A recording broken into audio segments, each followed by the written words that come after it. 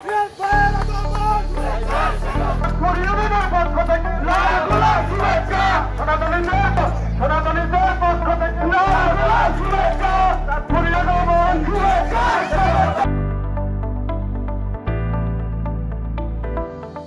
এসছি কেন, এটার আগে একটা প্রেক্ষাপট আছে।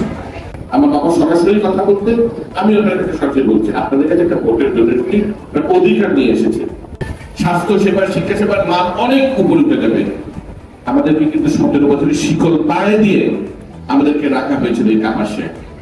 এই তথাকথিত জনপ্রতিনিধি শিকল পায়ে দিয়ে রেখেছিল, কোথায় চলে গেছে অন্য জায়গায়। আমাদেরকে কিন্তু এখন দৌড়তে হবে, এবং আমি একা সেই দৌড়ে পারবো না, আপনাদেরকে সাথে নিয়ে আমি দৌড়াতে চাই।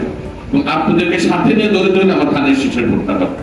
এই একটা ভোটে কিন্তু পরিবর্তন আসতে পারে, বিপ্লব আসতে পারে। আমার দ্বিতীয় অঙ্গীকার, কাপাসিয়া থেকে আমি মাদক ব্যবসা, মাদক সরবরাহকারী, মাদক ব্যবহারকারী আমি মূলোৎপাদন করবো।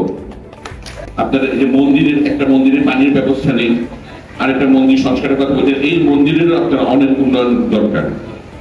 দিন শেষে কিন্তু কথা একটাই, সবই সম্ভব আপনাদের সমর্থন পেলে। চোখে দেখলে মায়া বাড়ে। কাজে আমি আপনাদের সামনে আসলাম এই একটা বার্তা নিয়ে, দেশ নেত্রী বেগম খালেদা জিয়ার বার্তা, দেশ নাম তারেক রহমানের বার্তা, শহীদ রাষ্ট্রপতি জিয়া রহমানের বার্তা, সেটা হলো ঐক্যের বার্তা। আসুন আমরা সবাই মিলে বাংলাদেশকে, যে এই যে বাংলাদেশকে ভয়াবহ একটা দুর্যোগের মধ্যে আমাদেরকে ফেলে রেখে চলে গেল তারা, আমরা যেন সবাই মিলে একসাথে বাংলাদেশ হিসাবে আমরা সামনে এগিয়ে দিতে পারি।